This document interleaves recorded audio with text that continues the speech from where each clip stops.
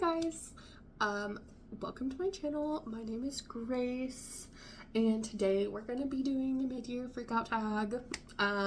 This is my first year doing this, so I was looking through the questions. I probably won't be answering all of them, or I just don't have an answer for all of them. I also just posted a video, right before this, about what I've read this year, because I've only read like 13 books this year.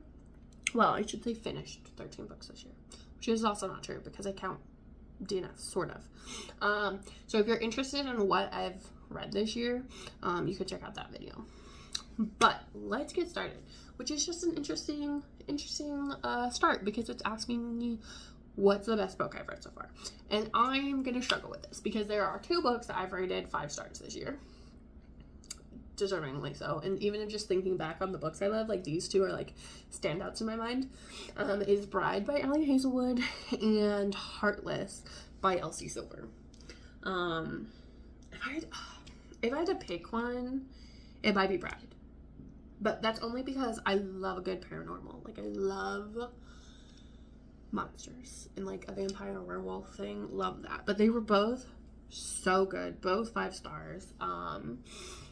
And they're both romances too. Like that's probably my new favorite genre. Anyways, however, I say that maybe I'll go with Bride for the best book I've read so far. But then I have the best sequel, okay, which Heartless is the second book in the Chestnut Springs series by Elsie Silver, which, to be fair, could be like a standalone. They're like standalone books, you know, one of those standalone series. But a more true, like, sequel, would be Love's Enduring Promise, by Jeanette Oak. It is the second book in the Love Comes Softly series. Technically, I did rate Heartless 5 stars, and I rated Love's Enduring Promise 4.5 stars. But, like, that book was really good. Like, very different vibes, and reasons why I love them were very different. They were both great. I would highly recommend both. The difference being Heartless, you don't actually have to read the first one, Flawless, to know about it. Love's Enduring Promise, you should probably read it, the first book. So, I don't know. But I loved both of those, so I can't really choose a favorite. The next question, I think, is new releases you haven't yet read yet, but want to. So I have 2 choices for this. The first one is Touch of Chaos by Scarlett St. Clair. And I haven't read it. I actually own it. I've read all but that one, which is the last book in the Hades and Persephone's, like, saga. It's a Hades and Persephone retelling. But I haven't read that one, and I haven't read the 3rd Hades book. So, and I want to reread from the beginning anyways before I read Touch of Chaos, because it's been like a year since I've read them. So I haven't read that yet, but it's on my to-do list. It's like up there. I love Scarlett St. Clair. The books are so good. Like I've read, 5 out of the 7.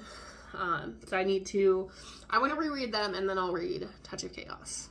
Now, the second book actually is that I didn't even know it came out this year, is My Favorite Thing is Monsters, book 2 by Emil Ferris. Now, I read the first book, and it's a graphic novel. In 2020, 2021, I don't remember exactly when, I gave that book 5 stars. It was so good. It was not what I was expecting, but I love that book. I can't say it's one of my favorite books of all time, but it's like up there, you know what I mean? It's not a book that I would be like, it's just one that you don't think of that often, but like when you actually read it, you're like, oh my gosh, this is amazing. Funnily enough, when I checked this out, because again, I was just like intrigued by it, checked it out from the library, and the librarian was like, oh my gosh, this is one of my favorite books of all time, like I need to know what you think about it. And then I read it and gave it 5 stars. I was like, oh my gosh, this book was great.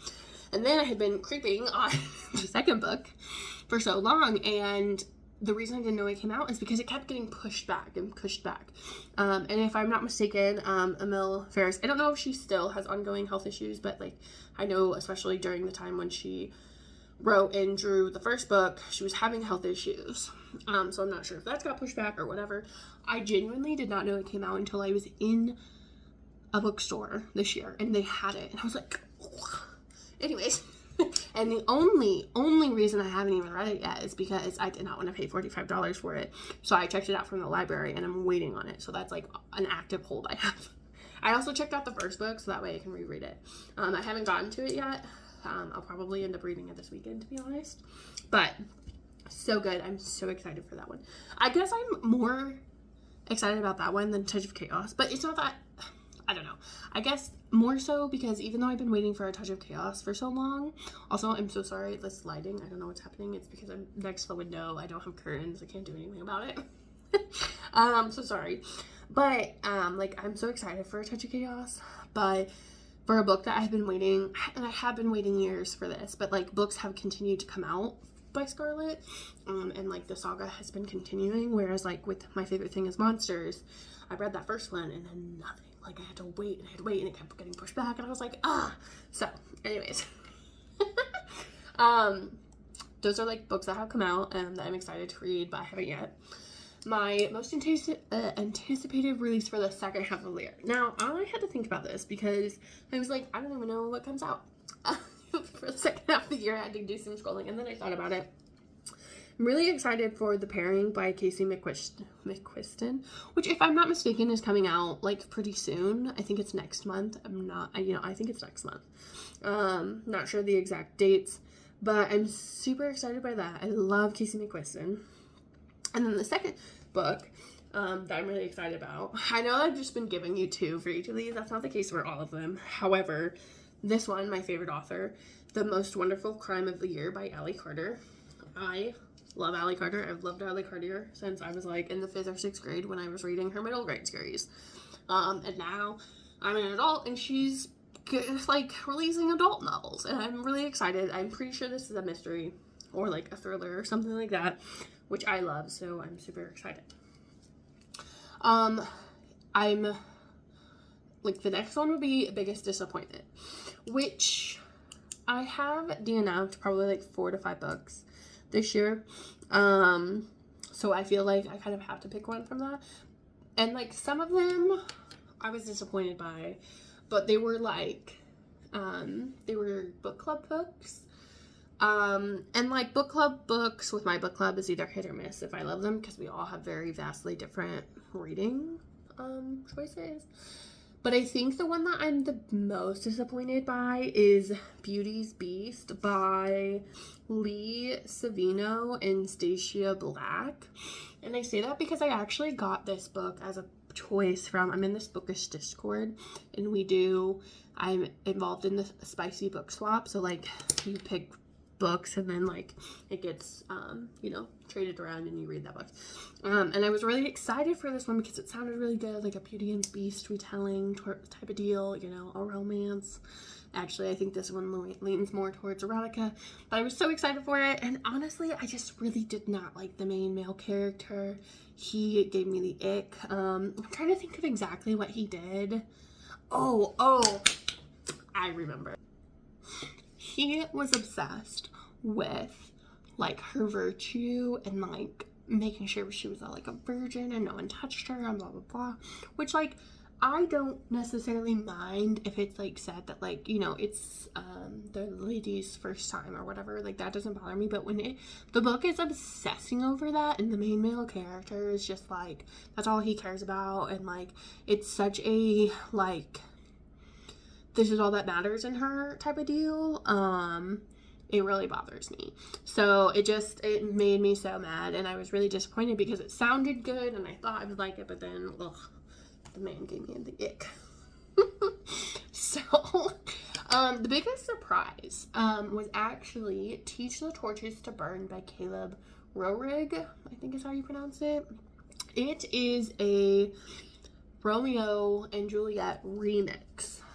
So, like, there's this remix series where, like, a bunch of different authors take classics and then they remix it to include basically, like, minorities. So in this case, it was an LGBTQ plus like swap So, like, he's not in love with Juliet. He's in love with a man. Blah, blah, blah. I was so shocked by it because I actually, even when I started it, I was kind of annoyed with him at first. Like, I didn't love it. But I just kind of stuck it out because I was intrigued. And then I really loved that book. I gave it 4 stars. It surprised me in a very good way. And I would, like, highly recommend it. So much so that which, like, granted, they're not the same authors, of course, but I was like, oh my gosh, I want to read more of these remixes, and I've already read one. I have one checked out from the library, and there are several more that I, like, really want to read. My new favorite author. This one was hard, because I feel like, for the most part, I've read all new authors. I've only read, I have the little book, like, the list right here. I think every single author was a new author to me, except for the ones where I read sequels, which I only read 2 sequels, and that was Heartless by Elsie Silver and Love's Enduring Promise by Jeanette Oak. So I think based off of that, I was thinking about it, and I think my new favorite author is probably going to be Elsie Silver. I think some of the other authors have a good chance of, like, I definitely want to pick up more of their books, but because I haven't yet, I don't know that I want to say they're my favorite. And I also am not going to say Jeanette Oak, because reasons why I don't, like, love the series as much as I could is because of her writing, and she's also an author from, like, the 80s. It's definitely not as good as it could be, and, like, there are some things in those books that aren't as I wouldn't love to see in, like, books that were created nowadays. But anyways, Elsie Silver, love her books so far. This one I love. My newest fictional crush, Katie. If you've read, what is the series called? The Chestnut Spring series. Let me know who out of them you like. Now, I've only read, no, that's not true. Oh my gosh. I forgot to say this. I read all but, like, I probably read, like, 80 to 90% of the 3rd book in the Chestnut Spring series. The only reason I didn't finish it is because I was on a time crunch, okay? This is such a stupid thing. I was reading it on, my Kindle Unlimited, but I was gonna let it expire, so I had only so much time to read it. And the only reason I stopped reading it was because I knew the second act breakup was about to happen, like, where they break up, but then, like, they realize why, and then, like, they get back together and stuff, and I just didn't want to read it. I just didn't want to read them breaking up because I was too obsessed with them. So technically I've read, like, 3-ish books by her. Actually, I read 3 books by Jeanette Oak, but I didn't finish that one. So they're kind of on the same lines. Like, I started reading the 3rd one, but didn't finish it, like, pretty close to the end. And that was a whole bunch of rambling. I'm so sorry. But I love Cade. So out of the 3, now it's gonna bother me. What is his name? The rodeo star. I'm trying to look at Chestnut Springs. Flawless is, what's his name? Summer, and is it Rhett? Yeah, Summer and Rhett. Heartless is Cade and Willow. Powerless is the 3rd one. Jasper. I love Jasper too. Jasper and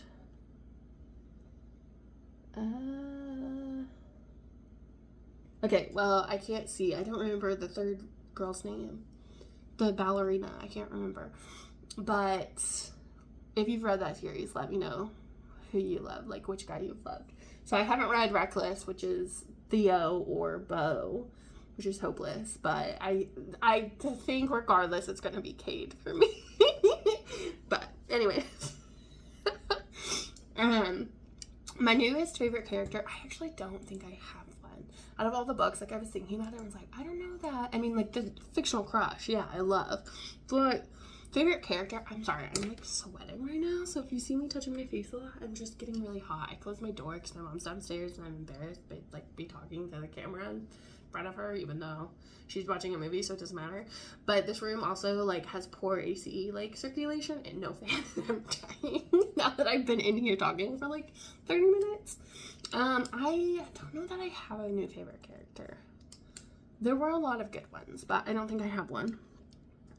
And then I didn't really have any books that really made me cry. Ones that made me happy, like, were all of them that I finished. Like, I mean, I guess not, but like, I finish books if I like them, which if I like the book makes me happy, so, you know, anyways. But I guess to end it off are some books I want to read by the end of the year. Obviously, I've talked about the books that I are excited for, the release of the second half, and then the books that I haven't read yet that have been released this year. Like, I want to read all of those, and I want to reread the Hades and Persephone, like I talked about. I also want to finish the Love Comes Softly series. I started reading, I read the first 2.5 books because I didn't finish the third one, but I've started reading it. Because I got sick. That's why I didn't finish that series. I got sick, / I was dealing with a back injury, and it was just really hard to like read and everything because I didn't feel like moving around to get my book and everything. But I do want to finish that series. I bought a bunch of ebooks this year from like the Kindle sales that I've seen, or like the Stuff Your Kindle days. So I have a bunch of those. I was trying to think about books that I've read or like I bought this year. And while there are books that I really want to read, like, I don't know that any stand out. The only one that I can think of that I really do want to read, and I kind of forgot about it, was Manners and Monsters by Tilly Wallace. I actually had started listening to the audiobook, and it was kind of hard to follow, but I was so intrigued by it, I bought the ebook. So I want to read that one. But I don't know. Any books that I want to read by the end of the year? I don't know. I'm kind of like happy with what I've read, and I see as soon as I say that I want to read these books, they probably won't happen because I'm a moon reader. So even though I'm thinking like, oh yeah, I really want to read this, that doesn't mean anything. I want to finish Cemetery Boys. I do not want to let that book become a temporary DNF because I really do want to read it. So that's probably my one and only goal that I can commit to is finish Cemetery Boys. Don't let that become a temporary DNF because it is so good so far. I think I'm also in love with the audiobook as well. So if that's a book where you either wanted to read it, I would suggest it as an audiobook. Or if you're someone who's trying to read the physical copy and you weren't vibing with it, I would try the audiobook because that was really good. Or it is really good. I haven't finished it. So I guess that also means that if I finish it and then hate it, I don't recommend it. I feel like I just rambled this whole time. Sorry about that. But I'm not going to re-record it. So you're just going to have to deal with the rambling. If you made it this far, thank you so much. You can consider liking if you liked it. If I didn't like bother you so much with just my ramblings of what I read this year because I got really excited. Yeah, thanks so much for watching. I will see you guys next time.